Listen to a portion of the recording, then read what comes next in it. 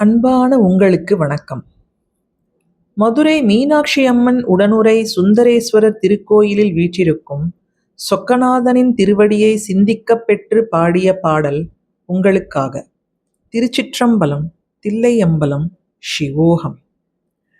முளைத்தானை எல்லார்க்கும் முன்னே தோன்றி முதிரும் சடைமேல் முகிழ் வெண்திங்கள் வளைத்தானை வல் அசுரர் புறங்கள் மூன்றும் வரைசிலையா வாசுகி மானானா கோத்து துளைத்தானை சுடு சரத்தால் உருவள நீரா தூமுத்த வெண்முறுவல் உமையோடு ஆடி திளைத்தானை தென்கூடல் திரு ஆலவாய் சிவனடியே சிந்திக்க பெற்றேன் நானே.